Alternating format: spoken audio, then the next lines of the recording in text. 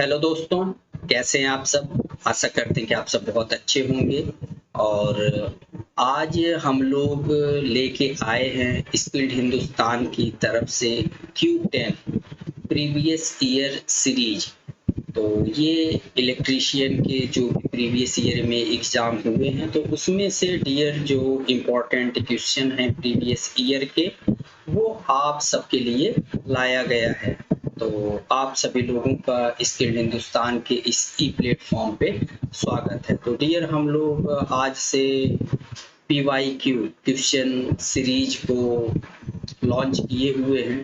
तो आप सभी लोग इस क्वेश्चन को देखिएगा और बताइएगा कि कैसा लगा। तो आप लोगों का कमेंट हमारे लिए बहुत ही बहुमूल्य होगा। तो चलिए डियर हम लोग बिना डिले किए आज का सेशन जो है हम स्टार्ट करते हैं।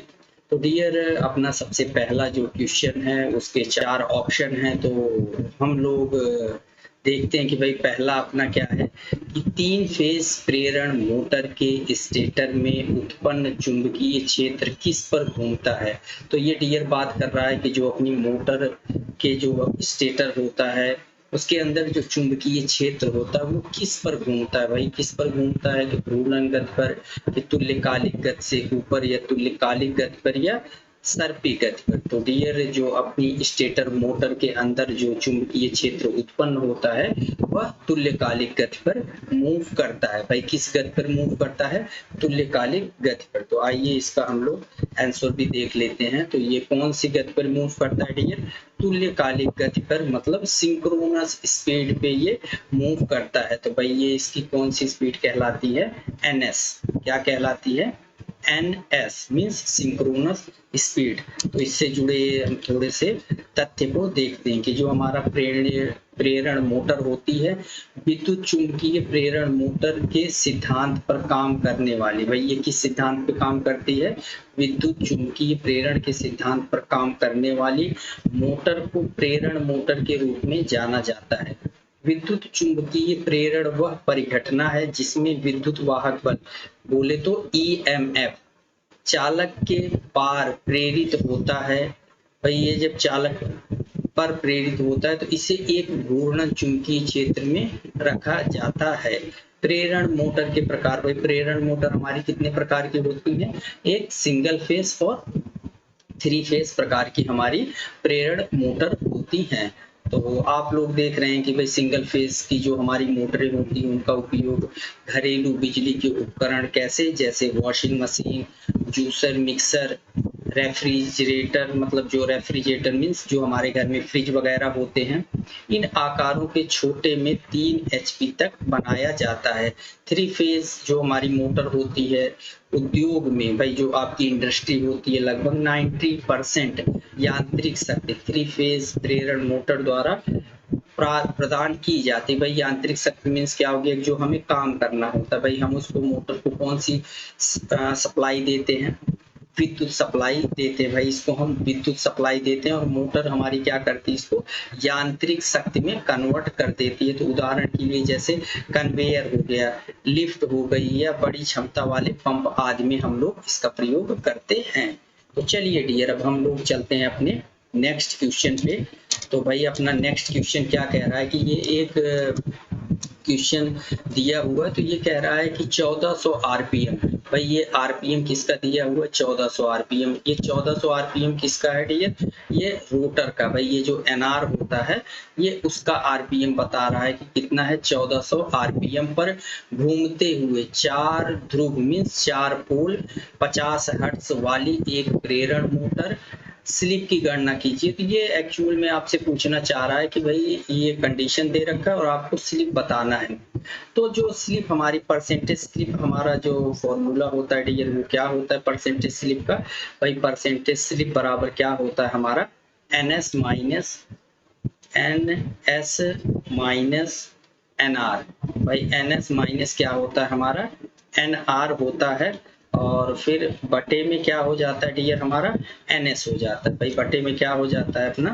NS हो जाता है, और इसमें हम मल्टीप्लाई, भाई कितने 100 का इसमें हम क्या कर देते हैं? गुणा कर देते हैं। तो हमारा क्या निकल के आ जाता है, यहाँ से परसेंटेज स्लिप निकल के आ जाता है। बट डियर यहाँ पे हमें एनआर तो चलो पता है भाई कि 1400 आरपीएम है, बट हमें एनएस नहीं पता। तो ये एनएस निकालने के लिए डियर हम लोग क्या करेंगे, हम लोगों को एक फॉर्मूला पता है कि भाई एनएस बराबर क्या होता है, एनएस इक्वल टू क्या होता है 120 एफ अपॉन पी। भाई क्या होता है एनएस निकालने का फॉर्मूला 120 एफ अपॉन पी होता है। भाई क्या होता है एफ अपॉन पी होता है, और एफ क्या होती है इसकी डियर फ्रीक्वेंसी होती है, और पी क्या होता है पोल होता है। तो इसको हम कैसे निकालेंगे, यहाँ पे डियर हम निकालेंगे भाई सबसे पहले हमने लिख दिया 120, क्या लिख दिया हमने 120 मल्टीप्लाई बाई हम क्या कर देंगे एफ, फ्रीक्वेंसी कितनी है डियर हमारी 50 है। भाई कितनी है 50 है, और पोल हमारे पास कितने हैं डियर यहाँ पे 4 पोल है। भाई कितने पोल हैं हमारे पास 4 पोल हैं।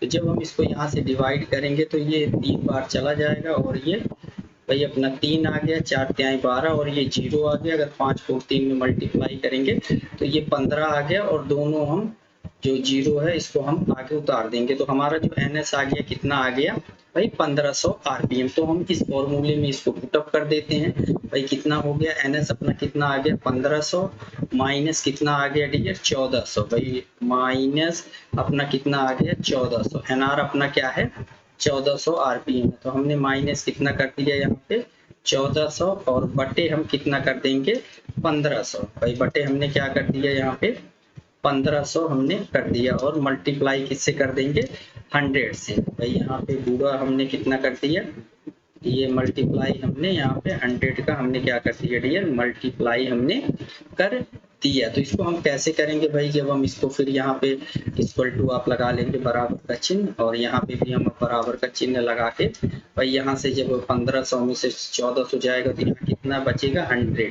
भाई कितना बचेगा आपका 100 ऑब्लिक कितना आएगा 1500। भाई ऑब्लिक कितना आ गया आपका 1500, और मल्टीप्लाई हम कितने से कर देंगे 100 से कर देंगे।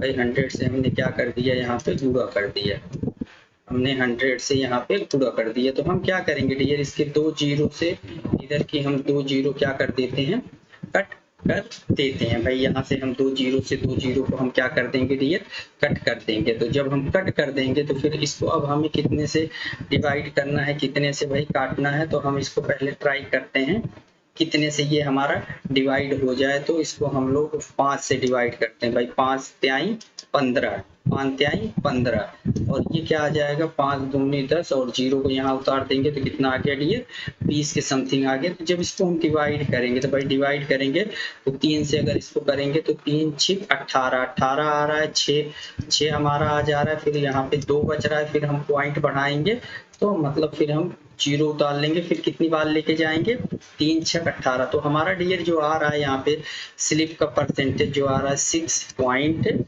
कितना आ रहा है डियर 6.6%। भाई 6 पॉइंट अपना 6% इसका आ रहा है, कितना आ रहा है 6.6%।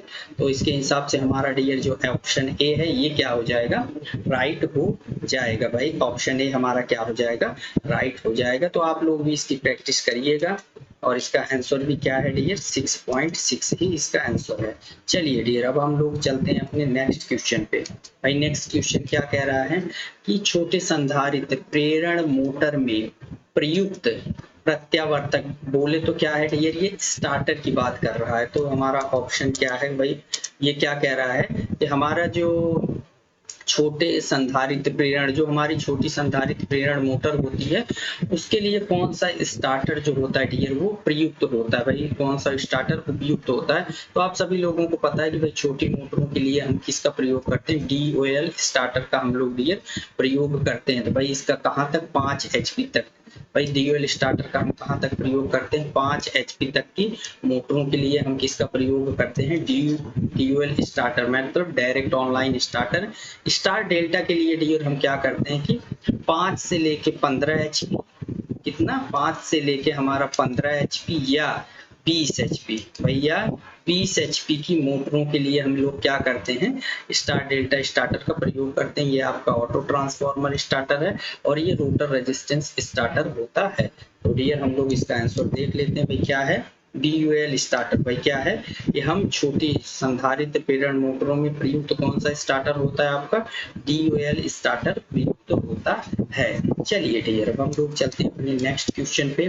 भाई नेक्स्ट क्वेश्चन आपका क्या कह रहा है कि जो आपका ये IE रूल है भाई, ये क्या कह रहा है कि Indian electricity rule, I rule के अनुसार जब सर्विस लाइन किसी भी सड़क के साथ या उस पार कहीं और स्थापित की जाती है तो किसी भी हिस्से पर लाइन के चालक की ऊंचाई एवं निर्दिष्ट मान से कम नहीं होना चाहिए। तो एक्चुअल में आपसे ये पूछ रहा है कि 11 kV की जो आपकी लाइनें होती हैं उसमें जो जमीन से, जो सड़क से उसकी डिस्टेंस होती है वो कितना होना चाहिए भाई, इसकी डिस्टेंस कितना होना चाहिए। तो ये डियर आपका कितना होना चाहिए, 4.572 मीटर होना चाहिए भाई। कितना होना चाहिए, 4.572 मीटर होना चाहिए। तो आइए डियर हम इसका आंसर भी देख लेते हैं। तो इसका आंसर क्या है, 4.572 मीटर। चलिए डियर, अब हम लोग चलते हैं अपने नेक्स्ट क्वेश्चन पे। तो नेक्स्ट क्वेश्चन अपना भाई क्या कह रहा है कि ये क्या कहना चाह रहा है कि किसके बीच एक पेन स्टॉक का उपयोग किया जाता है। भाई पेन स्टॉक का किसके बीच एक उपयोग किया जाता है, एक कंड्यूट के रूप में। तो भाई जो पेन स्टॉक होता है, तो पेन स्टॉक का हम कहाँ पे प्रयोग करते हैं, जो हमारा हाइड्रो पावर प्लांट होता है। तो सीधा हम लोग यहाँ पे देखेंगे भाई, तापीय स्टेशन नहीं, ये गलत है। अच्छा ये देखो नंबर 2 पे, बी पे, हाइड्रो स्टेशन में बांध और टरबाइन के बीच में। तो ये बहुत अच्छा है भाई, बांध और टरबाइन के बीच में हम लोग पेन स्टॉक का प्रयोग करते हैं। कौन से, हाइड्रो स्टेशन में। और टरबाइन के विसर्जन नली नहीं, विसर्जन नली में डियर हम इसका प्रयोग नहीं करते हैं। परमाणु ऊर्जा संयंत्र में ताप नहीं डियर, इसका भी हम लोग ये इसका भी प्रयोग नहीं करते हैं और इसका भी प्रयोग नहीं करते हैं। तो हम लोग कहाँ करते हैं, बांध और टरबाइन के बीच में कंड्यूट के रूप में हम लोग पेन स्टॉक का प्रयोग करते हैं। तो आपका आंसर नंबर कौन सा सही हुआ, बी आपका आंसर नंबर सही हुआ। तो डियर ये क्या है, देखो आपका आंसर क्या है, एक हाइड्रो स्टेशन में बांध और टरबाइन, तो बांध और टरबाइन के बीच में डियर हम इसका प्रयोग करते हैं। चलिए हम लोग अब देखते हैं अपना नेक्स्ट क्वेश्चन। तो नेक्स्ट क्वेश्चन अपना डियर क्या कहना चाह रहा है, इसको भी हम लोग पढ़ते हैं कि निम्नलिखित में से कौन सा शक्ति संयंत्र पर्यावरण प्रदूषण से मुक्त है। तो ये बहुत इंपॉर्टेंट क्वेश्चन है डियर, हो सकता है कि आप लोगों का आने वाले आगामी जो भी परीक्षा हो तो ये पूछा जा सकता है। भाई आपसे प्रदूषण के बारे में भी ये सारी चीजें पूछी जाती हैं। भाई क्या कह रहा है कि कौन सा शक्ति संयंत्र, मतलब कौन सा पावर प्लांट है जो प्रदूषण से मुक्त है। तो आप सभी को पता है भाई, जल विद्युत, हमारा जो हाइड्रो पावर प्लांट है ये प्रदूषण से क्या है, मुक्त है। चलिए डियर, अब हम लोग अपना देखते हैं भाई आंसर इसका क्या है, जल विद्युत। चलिए अब हम लोग चलते हैं अपने नेक्स्ट क्वेश्चन पे। भाई नेक्स्ट क्वेश्चन हमारा क्या कहना चाह रहा है, ये कह रहा है कि छत के पंखे में, क्या कह रहा है, ये छत के पंखे में किस प्रकार की मोटर का प्रयोग करते हैं। तो भाई आप सभी लोगों को पता है, आप सबके घरों में पंखा भी होगा, जहां भी आप रूम लेके रह रहे हैं वहां पे भी पंखा होगा। तो आप लोग देखते होंगे कि पंखे में जो है अस्थाई संधारित्र प्रारंभ, मतलब जो हमारा परमानेंट कैपेसिटर, भाई जो हम प्रयोग करते हैं वो परमानेंट कैपेसिटर स्टार्ट मोटर का हम लोग डियर क्या करते हैं, प्रयोग करते हैं। तो आप लोग देखते होंगे कि आपके घरों में जो पंखा लगा होता है उसके अंदर जो कैपेसिटर होता है, जो उसके अंदर कैपेसिटर होता है वो क्या होता है, परमानेंट होता है। तो हम यहाँ से देख लिए कि भाई छत के पंखे, छत का पंखा मीन जो हमारे घरों में पंखा लगा हुआ है, तो हम किसका प्रयोग करते हैं, अस्थाई संधारित्र प्रारंभ, मतलब जो परमानेंट कैपेसिटर स्टार्ट मोटर ये हमारी होती है। चलिए डियर, अब हम लोग चलते हैं अपने नेक्स्ट क्वेश्चन पे। भाई नेक्स्ट क्वेश्चन आपका क्या कह रहा है कि ब्लेड आकार 1400 mm है। भाई ब्लेड का आकार क्या कह रहा है, 1400 mm है। तो 1400 mm है और क्या कह रहा है ये कोष्टक में, 56 इंच के एक सीलिंग फैन की मोटर रेटिंग कितनी होगी। तो ये डाटा आप लोगों को ये याद रखना होगा। भाई इसकी रेटिंग कितनी होती है, 120 वाट से लेके 180 वाट तक। तो 120 वाट से लेके 180 वाट के बीच में आपकी मोटर की रेटिंग होती है। तो ये भी क्वेश्चन आप लोगों से प्रीवियस ईयर में पूछा गया और आगे भी पूछे जाने की संभावना है। चलिए डियर, अब हम लोग देखते हैं अपना नेक्स्ट क्वेश्चन। भाई इसका आंसर क्या आ गया, 120 वाट से लेके 180 वाट तक इसका हम लोग प्रयोग करते हैं। चलिए डियर, तो नेक्स्ट अपना क्वेश्चन क्या है, क्वेश्चन नंबर 9 क्या कह रहा है भाई। ये आपका बड़ा लंबा चौड़ा क्वेश्चन है, इसमें हम लोग कैलकुलेशन को देखेंगे। ये क्या कह रहा है कि एक शंट डीसी मोटर, भाई एक डीसी शंट मोटर है, उसका आर्मेचर प्रतिरोध 1 ओम है और क्षेत्र कुंडलन प्रतिरोध 100 ओम है। भाई ये क्या कह रहा है, ISH, भाई आई ए कितना है पहले ये देख लेते हैं। भाई इसका जो आर्मेचर प्रतिरोध है ये कितना है, 1 ओम है, और ISH हमारा क्या है, ये डियर क्या है, RA है, आर्मेचर प्रतिरोध RA से। भाई आर्मेचर प्रतिरोध हमारा RA से दर्शाते हैं, तो IA नहीं, IA क्या हो जाता है, उसका करंट हो जाता है, ये आर्मेचर प्रतिरोध RA से दर्शाते हैं। चलिए अभी क्या है कि ये क्या कह रहा है, क्षेत्र कुंडलन प्रतिरोध, तो अपना क्या है RSH। भाई RSH कितना दे रखा है, 100 ओम। RSH कितना दे रखा है आपका डियर, 100 ओम, तो 100 ओम आपका RSH दे रखा है। और क्या कह रहा है ये, पश्य EMF, भाई स्थिरांक कांस्टेंट की बात ये कर रहा है कि 100 RPM के लिए 9 वोल्ट है। तो भाई ये कह रहा है कि 100 RPM के लिए 9 वोल्ट है। अगर हमको EB निकालना हुआ, भाई बैक EMF पे ये कितना वोल्टेज उत्पन्न कर रहा है, तो हम कैसे करेंगे कि भाई 100 RPM पे 9 वोल्ट, तो 1000 RPM पे डियर कितना होगा, भाई ये 100 RPM है, तो इसका ये 10 गुना 1000 होता है। तो अगर 100 RPM पे 9 वोल्ट है तो 1000 RPM पे डियर कितना हो जाएगा, ये 90 वोल्ट। तो हमारा EB का मान कितना आ गया डियर, 90 वोल्ट। तो यहाँ से हम इसको कैलकुलेट करके निकाल लेते हैं। तो भाई अगर 100 RPM पे 9 वोल्ट है तो 1000 RPM पे अपना 90 वोल्ट हो जाएगा। तो EB का हमारा मान कितना आ गया, 90 वोल्ट। भाई EB यहाँ पे अपना क्या आ गया, 90 वोल्ट हमारा EB आ गया। चलिए, और ये क्या दिया हुआ है कि डीसी आपूर्ति वोल्ट क्या है, 100 वोल्ट है, तो मतलब VS सप्लाई वोल्टेज अपनी क्या है, VS सप्लाई वोल्टेज डियर क्या है, ये 100 वोल्ट है। VS क्या है अपना, 100 वोल्ट है। भाई कितना है, 100 वोल्ट है। अच्छा ये पूछा क्या है, ये पूछ रहा है कि डीसी आपूर्ति धारा क्या है। भाई ये आपसे इसका एम्पियर जानना चाहता है। तो आई आप लोग जानते हैं कि आई बराबर क्या होता है, आई बराबर क्या होता है, आई बराबर अपना क्या होता है, आई है आर्मेचर की अपनी करंट और प्लस अपनी फील्ड की करंट। तो field armature current plus field current, field current यहाँ पे क्या है, शंट है, तो शंट क्या हो गया, ISH। भाई ISH ये यहाँ पे अगर हम दोनों को मिला देंगे तो हमारा क्या आ जाएगा, एम्पियर आ जाएगा। तो इसको निकालने के लिए सबसे पहले डियर हमें क्या निकालना पड़ेगा, आर्मेचर करंट निकालनी पड़ेगी। तो आप सभी लोगों को पता है कि भाई आर्मेचर करंट निकालने का फॉर्मूला क्या होता है, IA बराबर क्या होता है, VS अपॉन, भाई क्या होता है, VS अपॉन क्या हो जाएगा आपका RA। भाई आर्मेचर जो आपका आर्मेचर है उसका रेजिस्टेंस कितना है, तो अपना डियर VS कितना दे रखा है, भाई सप्लाई वोल्टेज क्या है, 100 वोल्ट।